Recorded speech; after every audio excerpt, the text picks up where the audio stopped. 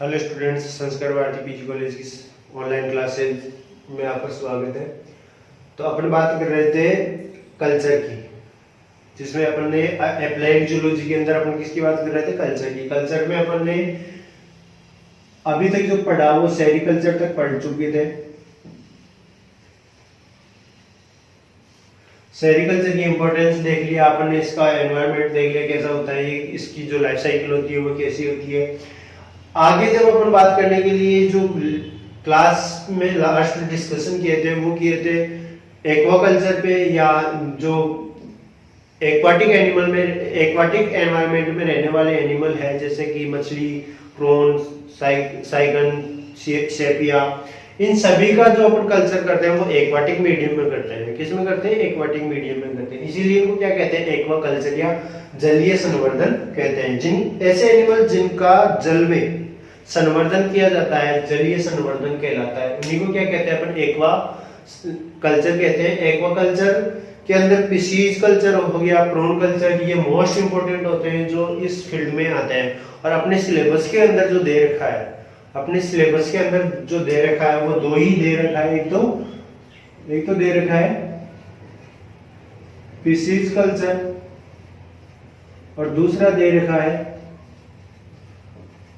Prawn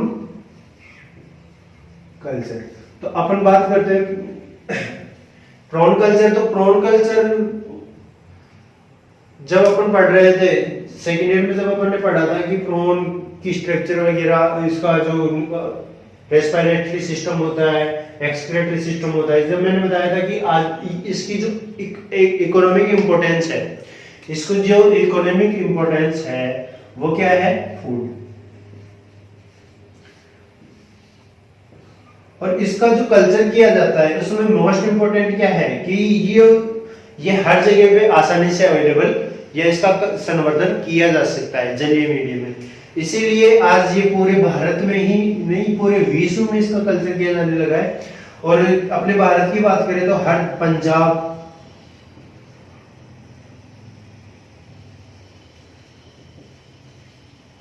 MP, South India, West Bengal, इन सभी पे क्या किया जाने लगा? इसका कल्चर किया जाने लगा। और इसका एक आसान तरीका है, या तो जलीय ऐसे स्रोत जहां पे जल अवेलेबल रहता हो, या ऐसी नदियां जहां पे जल, हम 12 मासी नदियां जो होती है उनके अंदर। और दूसरा जो एक्वाटिक फसल एग्रीकल्चर होती है, जो जलीय खेती होती है, जैसे कि चावल हुआ, ठीक है। तो चावल कैसा होता है? पानी के अंदर उसकी खेती होती है। तो जब चावलों की फसल को काट लिया जाता है और उसके अंदर जो पानी बचता है, तब उसमें क्या किया जाता है? इनका कल्चर कर लिया जाता है, ठीक है। ऐसे ही फिशीज कल्चर के लिए छोटे छोटे पॉन्ड बनाकर उनका कल्चर किया जाता है। अब इसका जो अपन भारत में बात करते हैं फिशीज कल्चर की, तो अपन सबसे पहले स्टार्ट करेंगे फिशीज कल्चर, फिर उसके बाद में प्रॉन कल्चर पढ़ेंगे। तो फिशीज कल्चर की बात करते हैं तो इसका भी इकोनॉमिक इंपोर्टेंस क्या है?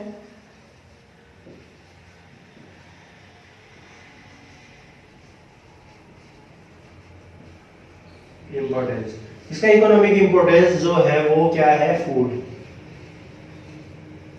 ठीक है। दूसरा, इसके फूड के अंदर जो न्यूट्रिटिव एलिमेंट पाए जाते हैं वो सबसे ज्यादा होता है प्रोटीन, ठीक है। तो इसकी जो डिमांड होती है, जो फिशीज की जो डिमांड होती है वो किसके कारण होती है? प्रोटीन के कारण। अब अपन भारत के डाटा को उठाइए देखते हैं तो 17 लाख टन, 17 लाख टन प्रति वर्ष इसका उत्पादन किया जाता है। लेकिन अपने भारत के अंदर जो इसकी आवश्यकता है, अगर अपन आवश्यकता के अनुसार इसके उत्पादन की रेट देखें कि अपन को प्रति वर्ष कितनी मछलियां चाहिए, तो वो चाहिए 85 लाख टन प्रति वर्ष। इतनी मात्रा में अपन को मछलियां चाहिए होती है फूड के लिए। अब इनका जो फूड के रूप में इसको प्रिफर तो करते हैं, लेकिन इसके कुछ अपने यहाँ पे नुकसान भी पहुंचे हैं। जैसे कि ये मछलियों की जो जनसंख्या है या इनकी जो पॉपुलेशन है वो धीरे धीरे क्या हो रही है? डिक्रीज हो रही है। अब अगर आप इनको क्या कहां से पकड़ सकते हो? मछलियों को कहां से पकड़ते हैं अपन? नदी, तालाब, समुंदर,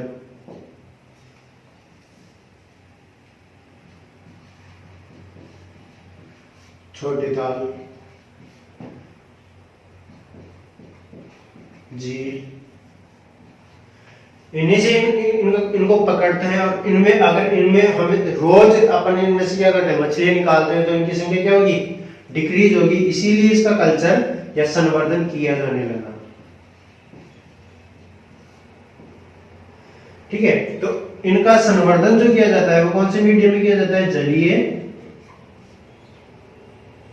वातावरण।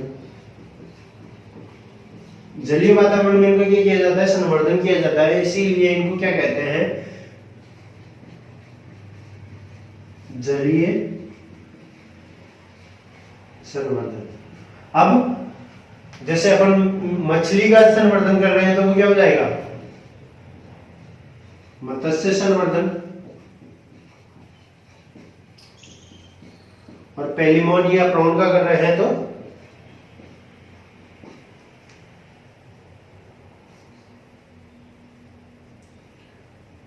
प्रॉन संवर्धन।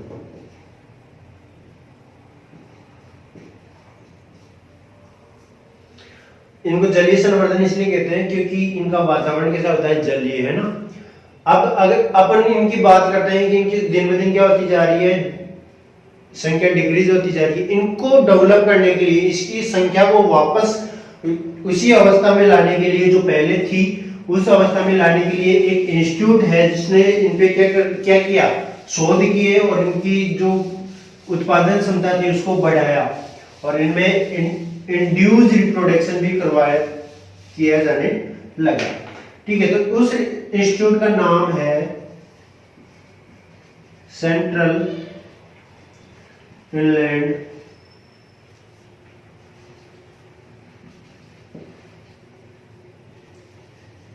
Research institute. इस इंस्टीट्यूट ने फिशरीज कल्चर पे बहुत सारे प्रयोग किए और इनके जो प्रोडक्शन, इनका जो उत्पादन दर थी उसको कितना कर दिया, उसको बढ़ाकर प्रति वर्ष 1 हेक्टेयर में 85,000 केजी, 85,000 केजी, 850 क्विंटल या 85 टन। ठीक है, इसको क्या कह सकते हैं, 885 टन या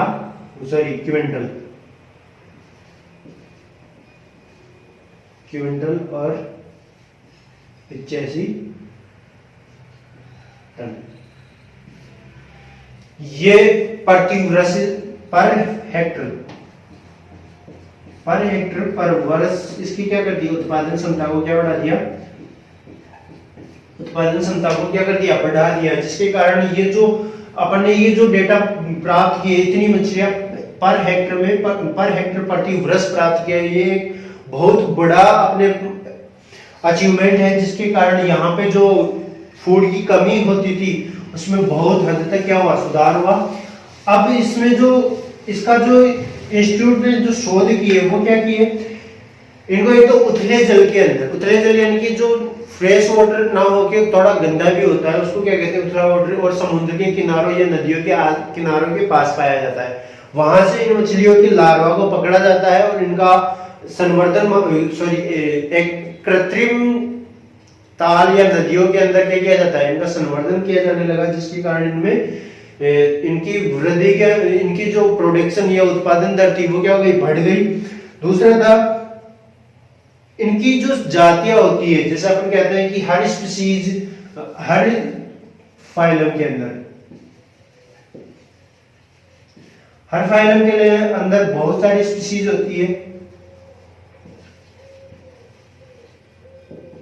तो फिशीज वर्ग जो है, इसकी जो कोर डेटा का जो फिशीज क्लास है, क्लास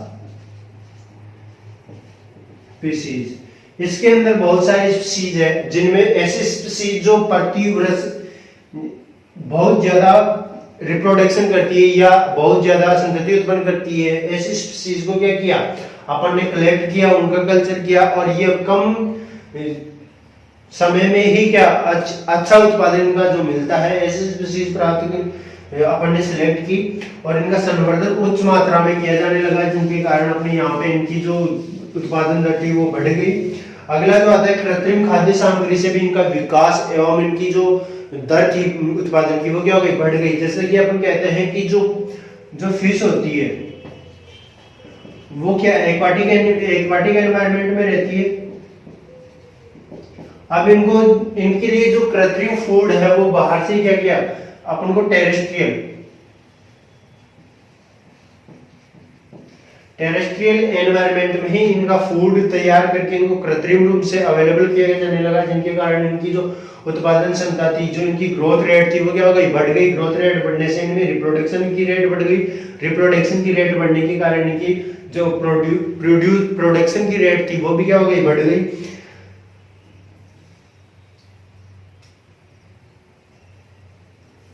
संवर्धन के दौरान समस्त जो संक्रमण होते हैं, इनका जो संवर्धन किया जाता है उनके दौरान जो इनमें संक्रमण फैलने के जो खतरे होते हैं उनको भी इस रिसर्च इंस्टीट्यूट का नाम क्या था, सेंट्रल इनलैंड रिसर्च इंस्टीट्यूट। इनमें फैलने वाले संक्रमण को रोकने के लिए बहुत सारे उपाय किए और उनको रोक के उनकी जो प्रोड्यूसन या प्रोडक्शन की जो दर थी उसको कम करने के जो संक्रमण होते हैं उनको क्या किया, नियंत्रित कर लिया, जिसके कारण इनमें इनके प्रोडक्शन की रेट बढ़ गई।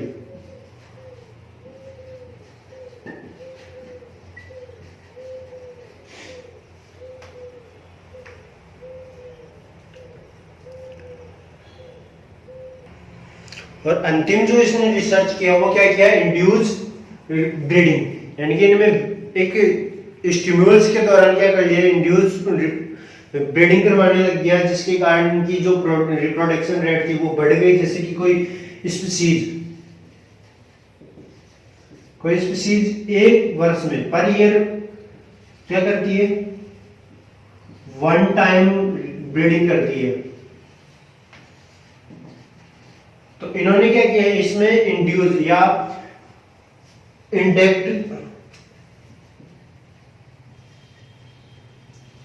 इंड्यूस्ड ब्रीडिंग करवाने लग गए, जिसके कारण ये पर ईयर के अंदर जो कर रहे थे रिप्रोडक्शन वो वन टाइम्स कितना हो गया, 2 ब्रीडिंग हो गई। यानी कि इसके हाफ टाइम में 1/2 टाइम में क्या किया जाने लगा, इनमें ब्रीडिंग सीजन इंड्यूस किया जाने लगा, जिसके कारण ये एक वर्ष में 2 बार ब्रीडिंग करना स्टार्ट हो गई, जिसके कारण भी इसके प्रोडक्शन में क्या हो गई, वृद्धि हो गई। अगर अपने इसके हाइलाइट्स वापस देखते हैं तो देखो क्या क्या थे। सबसे पहले इनका जो कल्चर किया जाने लगा वो कैसे मीडियम में किया जाने लगा, उथले जल के अंदर, उथले जल के अंदर, जिसमें ये आसानी से दिख जाते हैं और इनको आसानी से वहां से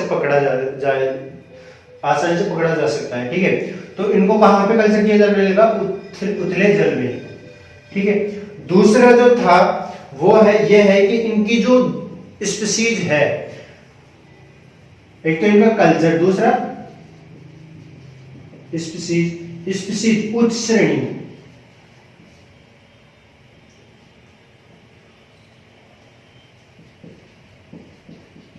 उच्च श्रेणी की मछलियों का क्या किया जाने कल्चर करके इनके जो उत्पादन की दर थी वो बढ़ा ली गई। अगला जो था वो है कृत्रिम या आर्टिफिशियल फूड।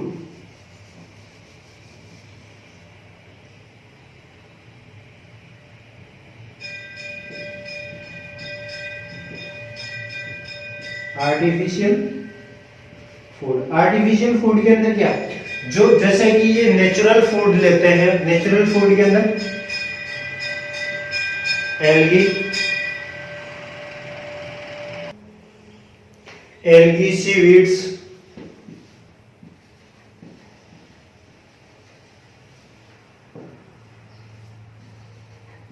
स्मॉल फिशीज,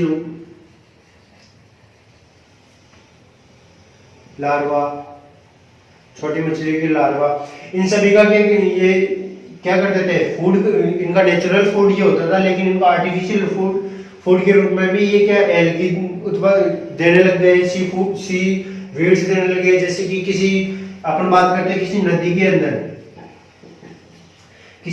अंदर सी वीड्स नहीं है तो वो क्या करते हैं, अपन सी वीड्स का समुद्र से निकाल के नदी के अंदर इनको अवेलेबल करवाया जाने लगा, जिनके कारण भी इनकी जो वृद्धि दर है या इनकी जो उत्पादन दर है, उत्पादन में क्या हो गई, उत्पादन में वृद्धि हो गई। अगला जो था वो था इनकी प्रजनन, कितने हो गए, 1 2 3, जो थर्ड था, फोर्थ क्या है, इनके संवर्धन के माध्यम जो इनमें संक्रमण होता है, फ्लू,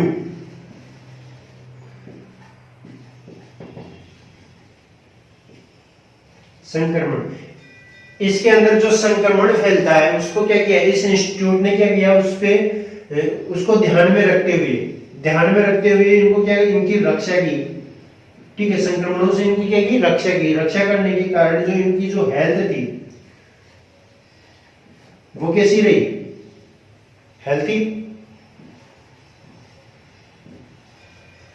हेल्थी बनी रही, जिसके कारण इनकी जो लार्वा है या इनकी जो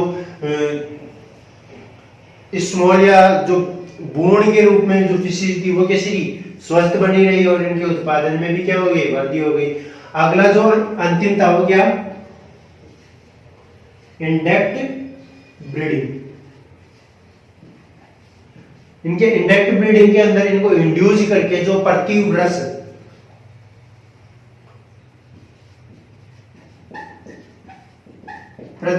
एक बार क्या करते थे, ब्रीडिंग करते थे, उसको बढ़ा दिया और कितना कर दिया, प्रतिवर्ष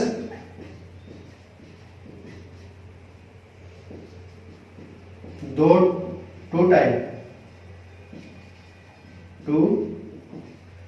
टाइम ब्रीडिंग, जिनके कारण भी, ब्रीडिंग के कारण भी इनकी जो संख्या थी वो कितनी हो गई, डबल। ऐसे इनकी वृद्धि, इनकी जो उत्पादन की जो दर थी उसमें वृद्धि करके इनका जो उत्पादन था वो कितना कर दिया, प्रतिवर्ष कितना कर दिया, 85,000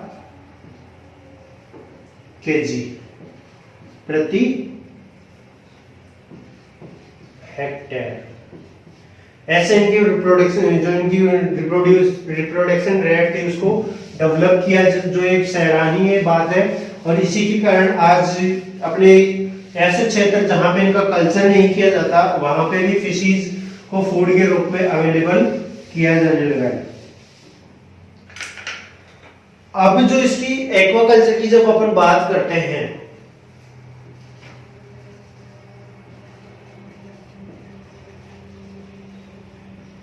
एक्वाकल्चर की अपन जब बात करते हैं तो एक्वाकल्चर पे नंबर 1 पे आता है,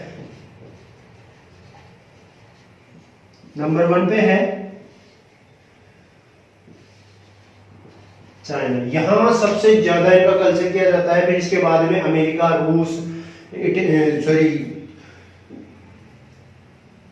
यूरोप के अंदर यूरोपीय देश, ये सभी आते हैं, इसके बाद में आते हैं। और अपना जो भारत का जो नंबर है वो कौन सा नंबर है, तीसरा स्थान है। तीसरे नंबर पे भारत आता है जहां पे फिशेज कल्चर या एक्वाकल्चर किया जाता है। और यहाँ पे चाइना के अंदर इसका 1/3 1/3 भाग क्या किया जाता है, इसका कल्चर किया जाता है। सबसे ज्यादा यहाँ पे चाइना में किया जाता है, जैसे 25%, पूरे विश्व का 25% कहाँ किया जाता है, चाइना में। और बाकी के अंदर इनके छोटे छोटे प्रतिशत मिलते हैं जिनमें इनका कल्चर किया जाता है।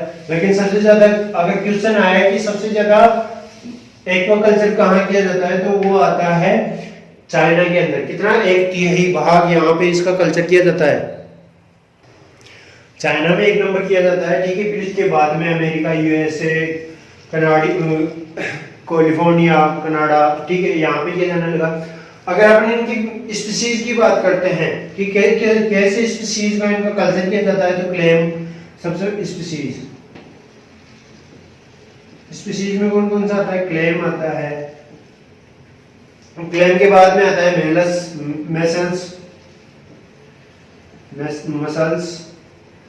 मसल्स के बाद में आता है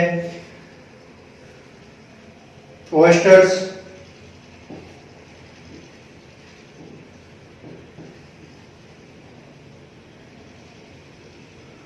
प्रॉन्स, ये सभी क्या आते हैं? इनका तो इनकी स्पीसीज आती है, जैसे कि क्लेम हुआ, मसल्स हुआ, ऑयस्टर्स हुआ, प्रॉन्स हुआ, ये सभी इनके साथ ही, जैसे अपन बात करते हैं कि जो एक्वाकल्चर के अंदर स्पीसीज आते हैं, जो इनकी जो जातियां आती है, यानी कि ऐसे नहीं कि ये अपन सिर्फ स्पीसीज की बात कर रहे हैं, स्पीसीज नहीं है यहाँ पे, फिश ही नहीं है, इसके अलावा जो अदर एनिमल है जैसे क्लेम, मसल्स, ऑयस्टर, प्रॉन किसको कहते हैं अपन? एलिमोन को, ठीक है। ये सभी अलग अलग एनिमल है जिनका कल्चर किया जाता है, साथ में ही कुछ अन्य मोलस्कर होते हैं।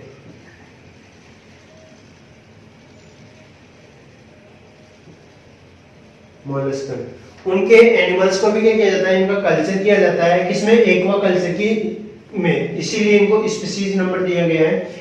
स्पीसीज के अंदर क्लेम, मसल्स, ऑयस्टर्स, प्रॉन्स और मोलस्कर, अदर एनिमल्स, ठीक है। अब अगर इनकी बात करें अपन भारत के अंदर, तो भारत के अंदर जो इनका कल्चर किया जाता है वो पश्चिम बंगाल,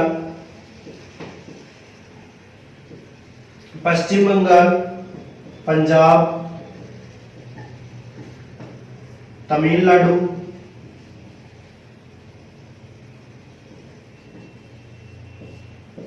उड़ीसा, केरल,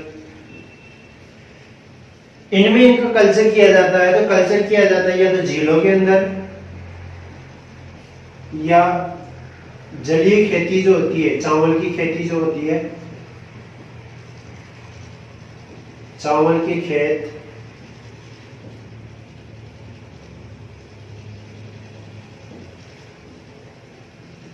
कृत्रिम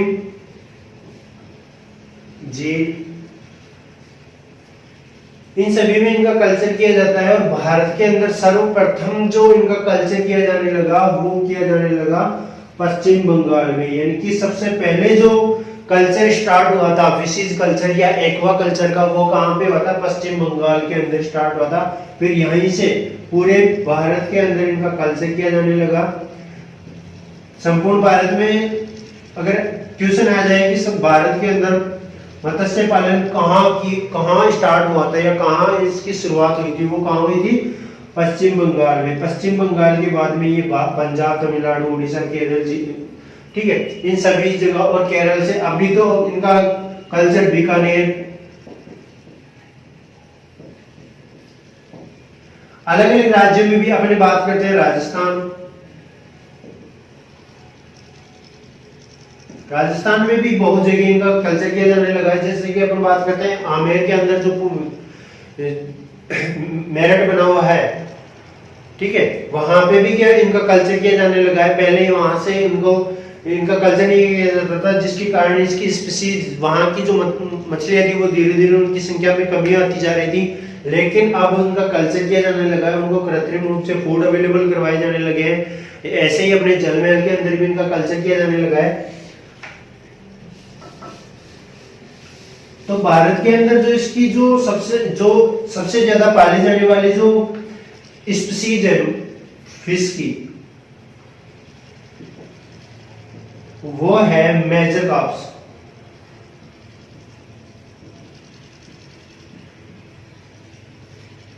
ये स्पीसीज भारत में सबसे ज्यादा पाली जाती है। इसका एक तो ये है कि इसकी जो वृद्धि दर है वो सर्वाधिक होती है, उत्पादन दर ज्यादा होती है। अब ये जो इसका जो फूड होता है वो समुद्री प्लैंकटन होता है, शैवाल,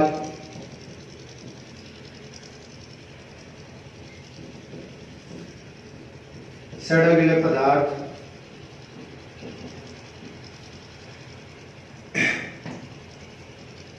सड़े गले पदार्थ होते हैं। साथ में ही कुछ एनिमल जो वहाँ समुद्र के अंदर जो वनस्पति होती है, वेजिटेबल्स होती है, उनको फूड के रूप में लेते हैं। तो कुल मिला के बात करें तो ये सी प्लैंक्टन को फूड के रूप में एब्जॉर्ब करते हैं, इसीलिए इनका सबसे ज्यादा इनका जो कल्चर किया जाता है वो होता है मेजर क्रॉप्स का। क्यों? क्योंकि ये एक तो कृत्रिम रूप से जो भोजन होते हैं वो भी प्रिपेयर करते हैं, और साथ में ही जो प्राकृतिक रूप से जो नदियों या झीलों के अंदर जो मिलता है उनको भी प्रिपेयर करती है। और इनका कल्चर किसमें किया जाता है? मेराइन कल्चर में भी किया जाता है। मेराइन वाटर के अंदर भी इनका कल्चर आसानी से किया जा सकता है। सबसे ज्यादा जो इनकी जो एफिनिटी है वो है टेम्परेचर के साथ है। एक तो जो समुद्र के अंदर जो या झीलों के अंदर जो पानी का जो फ्रेश वाटर या लवणीय जल या स्वच्छ जल की जो उतार चढ़ाव है उसमें क्या करता है, ये अपने आप को अडेप्ट करने में कैपेबल है। साथ ही ये एनवायरनमेंट जो इनका जो टेम्परेचर है उसमें भी कुछ हद तक चेंज जो आते हैं उनको भी क्या करते हैं, उसमें भी अपने आप को ये आसानी से अडेप्ट कर लेते हैं। ठीक है। अब और एक एफिनिटी इसकी ये भी होती है कि ये फ्रेश वाटर के साथ साथ मेराइन वाटर में भी इसका कल्चर किया जा सकता है। ठीक है। इसीलिए सबसे ज्यादा किसका किया जाता है? मेजर कार्ब्स का किया जाता है। क्यों? क्योंकि ये एक तो कृत्रिम फूड को भी क्या करते हैं, फूड के रूप में प्रिफर करते हैं, और प्राकृतिक रूप से जो इनको भोजन मिलता है उनको भी। दूसरा, ये एक्वाटिक मीडियम में भी और फ्रेश वाटर में भी और मेराइन वाटर में भी क्या इनका कल्चर किया जाता है। अब जो मेराइन वाटर के अंदर इनका कल्चर किया जाता है, ठीक है, इसीलिए इनको मेरीकल्चर या मैरीकल्चर भी कहते हैं। जिन फिशीज का मेराइन वाटर में कल्चर किया जाता है उनको मेरीकल्चर कहा जाता है। ठीक है। इसके अंदर जो इस कल्चर में जो आती है मेरीकल्चर के अंदर वो मिल्क फिशीज आती है। कौन सी आती है? Milk fishes. दूधिया कलर की जो फिशीज होती है वो आती है मिल्क फिशेज, या इनको कहते हैं मेल्टस।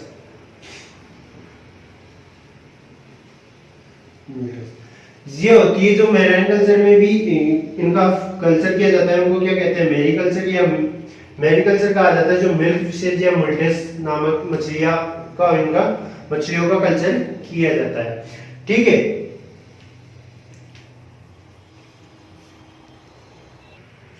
तो भारत में सबसे ज्यादा जिसका जो कल्चर किया जाता है वो कौन सी है? Major carbs. मेजर कार्ब्स की जो विशेषता है वो क्या है कि उनकी वृद्धि दर क्या होती है? सबसे ज्यादा होती है। और जो जलीय माध्यम में पाए जाने वाले वाटर प्लैंक्टन या एक्वाटिक प्लैंक्टन है उनके साथ साथ जो उनमें सड़े गले पदार्थ होते हैं, जो शैवाल्स होते हैं, वो आसानी से सब पानी में क्या होती है? अवेलेबल होते हैं, तो उनका भक्षण करते हैं ये। ठीक है। जो समुद्री खरपतवार होती है या जलीय खरपतवार होती है उनको क्या करती है? उनका भक्षण करती है। साथ ही ये क्या करती है? जो जलीय माध्यम के अंदर ऑक्सीजन का जो उतार चढ़ाव होता है, जो या तो कम हो जाता है या बढ़ जाता है, तो उस माध्यम में भी क्या करती है? ये अपने आप को डेवलप कर लेती है। ऑक्सीजन का ज्यादा प्रभाव कम होने के कारण इन पे कोई प्रभाव नहीं पड़ता। ऑक्सीजन ज्यादा कम हो जाएगी तो वो पड़ेगा। ठीक है। तो ऑक्सीजन का जो मिनिमम मात्रा में, जैसे अपन बात करें कि ऑक्सीजन की जो परसेंटेज है वो वाटर के अंदर कितनी होनी चाहिए? अरे एनवायरनमेंट में कितनी है ऑक्सीजन? 21%। तो उतनी ही किसमें होनी चाहिए? वाटर के अंदर भी। अब 21% जो है उसके अंदर अगर एक्वाटिक एनवायरनमेंट में ऊपर इसकी 25 या 26 या 35 पहुंच जाए तो भी कोई फर्क नहीं पड़ेगा, और इधर 15 पहुंच जाए तो भी कोई फर्क नहीं पड़ेगा इनके। ठीक है। ऐसे ही साथ में जो इनका जो टेम्परेचर है, जो पानी का जो टेम्परेचर या पीएच है वो भी कुछ हद तक ऊपर नीचे हो जाता है, तो उसका इस पे कोई प्रभाव नहीं पड़ता, और इसकी जो ग्रोथ रेट है वो सबसे ज्यादा होती है। साथ ही ऐसी स्पीशीज जिनका कल्चर किया जाता है मीडियम के बेस पे कि कैसे किन मीडियम के अंदर ऐसी स्पीशीज का क्या कल्चर किया जाता है, तो अपन सबसे बात करते हैं सबसे पहले मेरैन या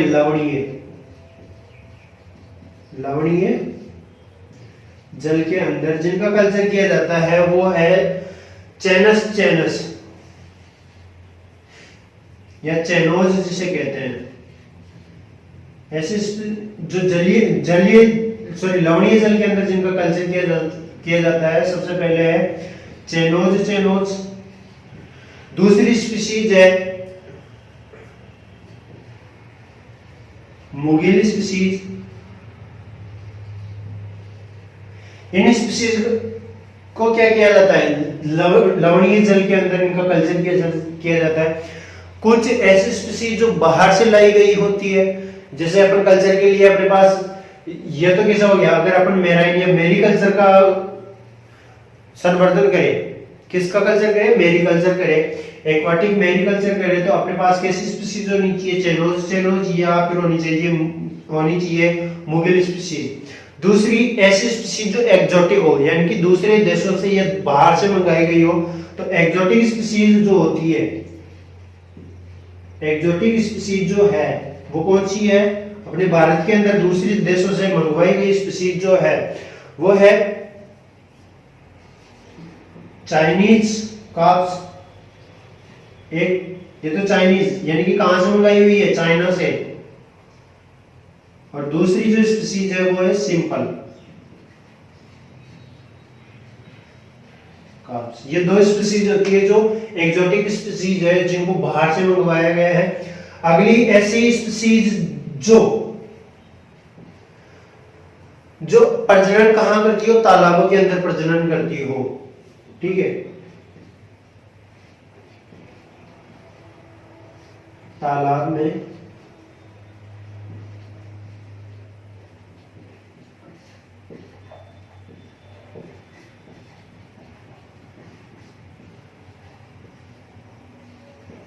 तो तालाब के अंदर प्रजनन करने वाली जो स्पीशीज है वो है चैनल स्पीशीज,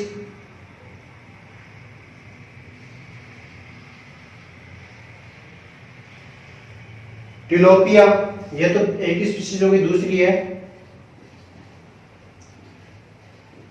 टिलोपिया मेजोम्बिका। तीसरी जो इसकी स्पीशीज है वो है ऑस्ट्रेलियनियस।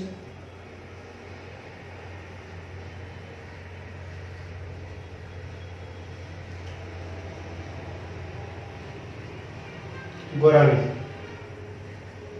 ये ऐसे तीन स्पीशीज है जिनका अगर अपन कल्चर कृत्रिम तालाबों में करते हैं तो इनका जो प्रजनन समय आएगा तब इनको कहां पे, तालाबों के अंदर छोड़ना पड़ेगा और यहाँ पे ये प्रजनन करेगी। अब वहां से इनके एग्स और इनके लार्वा को कलेक्ट करके वापस इनका कल्चर किया जाएगा।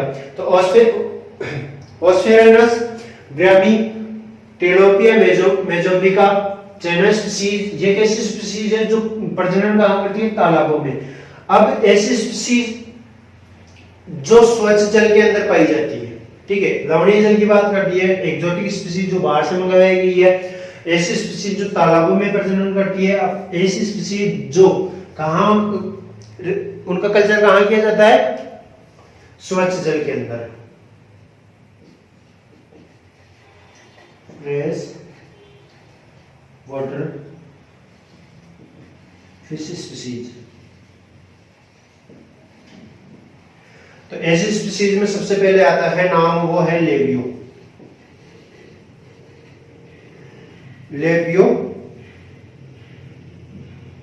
एक तो होती है लेबियो कैल्बस, एक होती है लेबियो रोहिटा, जिसको अपन क्या कहते हैं अपने लोकल लैंग्वेज में, रोहू। नाम सुना है ना फर्स्ट ईयर के अंदर, रोहू मछली का नाम 12th में भी सुना होगा, 11th में भी सुना होगा, और फर्स्ट ईयर में भी सुना होगा। अब अपन बात करते हैं फाइनल ईयर के अंदर भी, तो इसका नाम आ गया यहाँ पे रोहू। ठीक है, ये एक इंडियन स्पीसीज है और एक अंतिम स्पीसीज है कतला। ये कैसी स्पीसीज है, इनका कल्चर जब किया जाए तो इनका कल्चर किया जाएगा फ्रेश वाटर के अंदर। अगर इन स्पीसीज को अपन लवणीय स्पीसीज में डाल देंगे तो इनका कल्चर नहीं होगा, ये डेथ हो जाएगी इनकी। ठीक है, अब बात करते हैं अपन इंडिजीनियस स्पीसीज। इंडिजीनियस स्पीसीज जो इंडिया की स्पीसीज है। ठीक है, कहां की है, इंडिया की स्पीसीज। तो इंडिया की स्पीसीज के अंदर जो आती है वो सबसे पहले देखो ये थी कतला, ये एक इंडियन स्पीसीज है।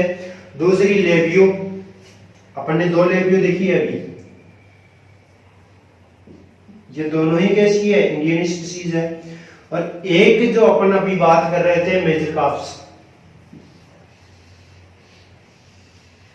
तो ये भी किसकी स्पीसीज है, अपने इंडिया की स्पीसीज है। इसीलिए इसका संवर्धन सबसे ज्यादा किया जाता है। क्यों, क्योंकि ये इंडिया के एनवायरनमेंट को पहचानती है। अगर अपने ऐसी एक्सोटिक स्पीसीज जैसे चाइनीज कार्प्स हुआ, सिंपल कार्प्स हुआ, इनको मेजर कार्प्स की जगह इनका कल्चर करते हैं, तो अगर अपने एनवायरनमेंट में या एक्वाटिक एनवायरनमेंट में ये चेंजेस आते हैं, जैसे ऑक्सीजन का लेवल चेंज होगा, या वहां का एनवायरनमेंट टेम्परेचर चेंज होगा, या वहां की जो पीएच चेंज होगी, तो ऐसी स्पीसीज क्या हो जाएगी, खत्म हो जाएगी। और इसका नाम ही क्या है, चाइनीज। तो चाइनीज आप जानते हो कैसी स्पीसीज होती है, चाइनीज चले तो कहां तक चले, कहीं नहीं चलती आजकल। मेजर कार्प्स, ये क्या कौन सी स्पीसीज है, इंडियन स्पीसीज। अब ये तो हो गए अपने स्पीसीज। जैसे अपन बात करते हैं कि एक, अब अपन को ये सेंट्रल आइलैंड रिसर्च इंस्टीट्यूट क्या करेगा, अपन जब कल्चर करना चाहे तो इसके पास अपन क्या करेंगे, डाटा कलेक्ट करेंगे कि किस प्रकार से कलेक्ट करेंगे। तो ये अपन को जब एडवाइस देगा, ये अपन को बताएगा कि कौन सी स्पीसीज कैसे एनवायरनमेंट में अपन को कल्चर की जाने लगी चाहिए। तो स्पीसीज के नाम सबसे पहले जो आता है वो मेराइन वाटर के अंदर कौन सा आएगा, मेराइन वाटर के अंदर जो आएगा वो आएगा चैनस और मुगिल स्पीसीज। फिर आती है एक्सोटिक स्पीसीज। अगर अपन चाहे कि बाहर से कोई स्पीसीज आई हुई हो और उसका अपन कल्चर करना चाहे तो वो कौन सी है, अपने पास दो स्पीसीज है, चाइनीज कार्प्स और सिंपल कार्प्स। तीसरी जो स्पीसीज है वो है ऐसे स्पीसीज जो अपने आसपास जो जलीय स्रोत है वो तालाब के रूप में है, तो अपन ऐसे स्पीसीज का कल्चर करना चाहेंगे जो तालाब में प्रजनन करना पसंद करती है। तो वो कौन सी स्पीसीज हो गई, एक तो हो गई चाइना स्पीसीज, दूसरा टेलोपिया मेजोम्बिका, और अगली है वो है ऑस्पेरेनस ग्रामी। अगली जो स्पीसीज है वो है फ्रेश वाटर के अंदर, जैसे कि अपने पास वाटर सोर्स है जिसके अंदर फ्रेश वाटर पाया जाता है, तो अपन ऐसी स्पीसीज का कल्चर कर सकते हैं जो फ्रेश वाटर में ही प्रजनन करती है, वहीं पे रहती है और फ्रेश वाटर के अंदर ही भोजन उनके लिए अवेलेबल होता है। तो लेबियो कैलेबस, लेबियो रोहिता, रोहू जिसे अपन कहते हैं, कतला, ये कैसी होती है, फ्रेश वाटर में। अब अपन यह चाहे कि अपन इंडिया की स्पीसीज का कल्चर करें, तो इंडिया की स्पीसीज कौन सी है, कतला, लेबियो, मेजर कार्प्स। और सबसे ज्यादा अपने इंडिया के अंदर जो कल्चर किया जाता है वो किसका किया जाता है, मेजर कार्प्स का। और इसको अगर फूड के रूप में देखें तो ये सबसे सर्वाधिक पौष्टिक होती है।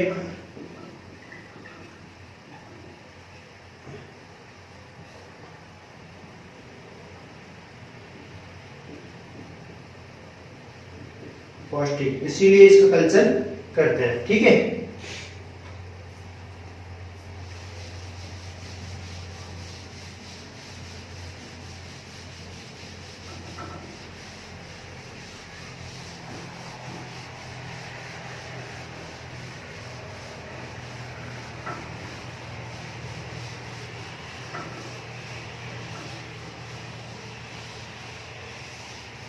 ये अपनी स्पीसीज की बात हो गई। अब आते हैं संवर्धन योग्य मछलियों की विशेषताएं।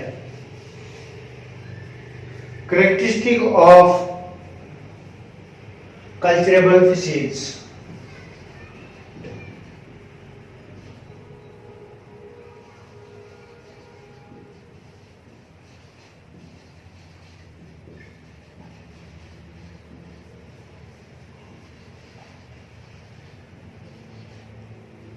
स्पीसीज।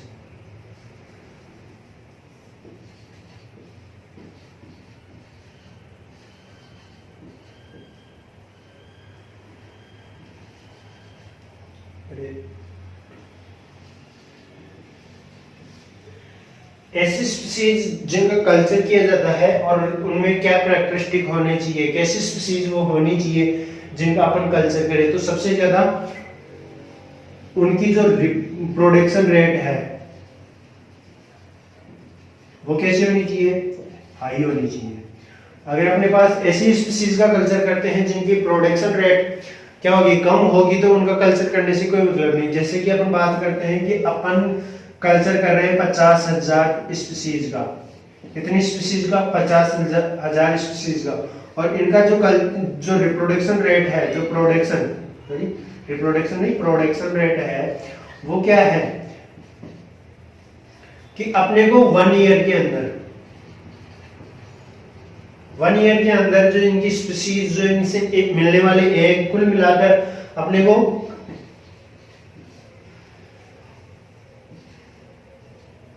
1,50,000 स्पीसीज प्राप्त हो रही है। तो इनका कल्चर करना कोई लाभदायक नहीं है। अगर इतनी सी स्पीसीज अपन को, कितनी स्पीसीज मिल रही है, 1 लाख, 1 लाख ही मिल रही ना, तो ऐसी स्पीसीज का क्या फायदा, क्योंकि कल्चर करने में बहुत ज्यादा खर्चा भी आता है। तो अगर अपन खर्चा बहुत ज्यादा कर रहे हैं और अपन को इनका प्रोडक्शन कम मिल रहा है, तो ऐसी स्पीसीज का कल्चर नहीं कर सकते।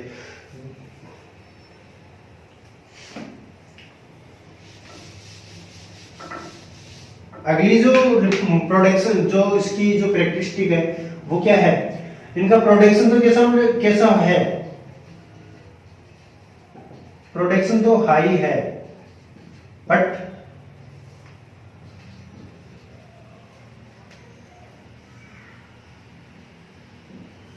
ये जो इनकी जो हेल्थ है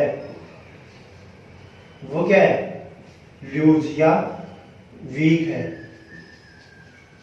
तो ऐसी स्पीसीज का भी अपन को प्रोडक्शन नहीं करना या उनका कल्चर नहीं करना चाहिए। क्यों, अगर हेल्थ ही नहीं होगी तो वो किसी भी काम की नहीं होगी।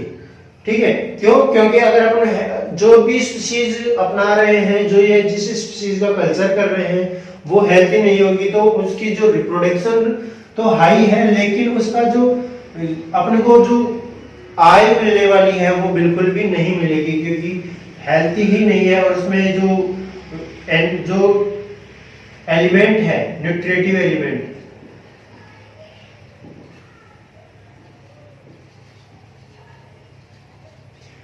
वही नहीं होंगे तो उसका कल्चर करने का मतलब भी कुछ नहीं होगा। तो ऐसी स्पीसीज जो कैसी हो, हेल्थी होनी चाहिए या उनमें न्यूट्रिटिव एलिमेंट कैसे होने, प्रचुर मात्रा में होनी चाहिए। अगला जो है वो क्या है, इनमें कम्युनिटी पाई जानी चाहिए। कम्युनिटी मतलब कि जिस तालाब या जिस नदी में इनका कल्चर किया जा रहा है, उसमें अगर मछलियों के अदर स्पीसीज भी है, दूसरी स्पीसीज भी है, तो उनके साथ ये आसानी से उसमें रह सके। कम्युनिकेशन या कम्युनिटी इनमें पाई जानी चाहिए। अगला जो है वो ये जो एनवायरमेंट में चेंज आते हैं,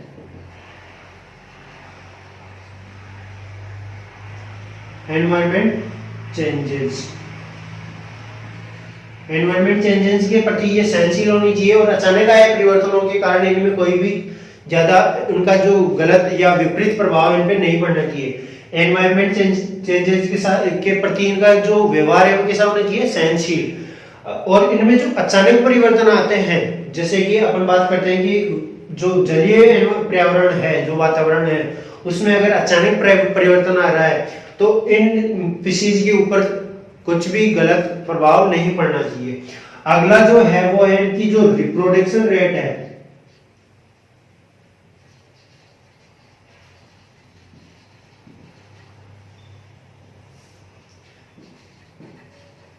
वो कैसी होनी चाहिए, फास्ट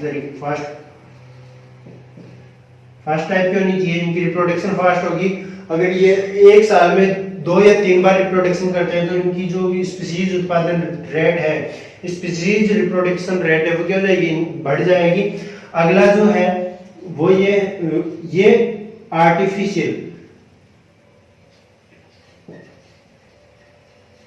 नेचुरल फूड के साथ साथ इनमें आर्टिफिशियल फूड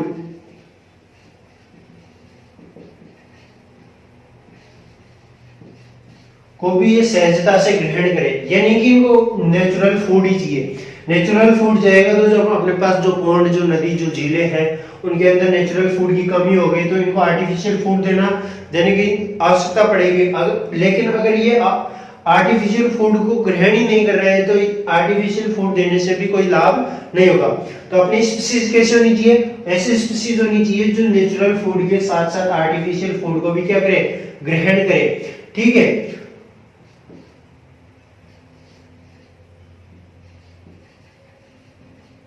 डिजीज फ्री, इनके अंदर किसी भी प्रकार का कोई भी संक्रमण या कोई भी प्रकार का रोग नहीं होना चाहिए। ठीक है, तो अपने पास कैसी होनी चाहिए, एक तो सबसे ज्यादा इसकी जो प्रोडक्शन वो वृद्धि दर है, ग्रोथ रेट है, वो कैसे होनी चाहिए, हाई होनी चाहिए। दूसरा जो प्रोडक्शन, उसमें जो न्यूट्रिटिव एलिमेंट है, अपन इसको ये नहीं कह के इसको कह सकते हैं nutritive element high, high nutritive element, यानी कि जो अपनी स्पीशीज होती है उसकी एक तो क्या होनी चाहिए, प्रोडक्शन या growth rate.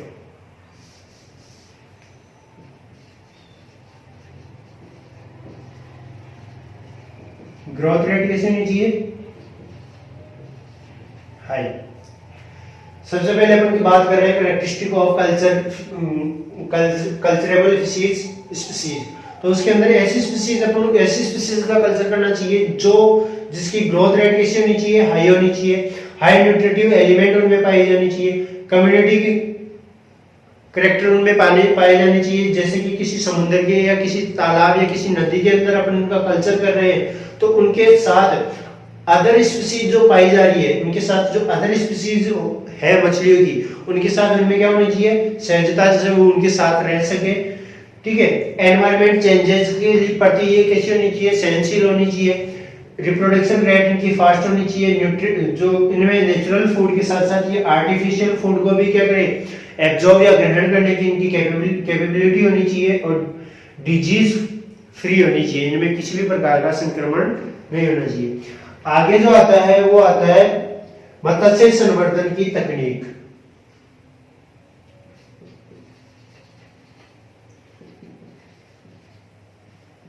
Techniques of fisheries culture, fishy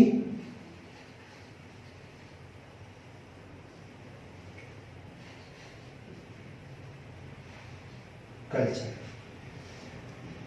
अपना अगला टॉपिक है ये।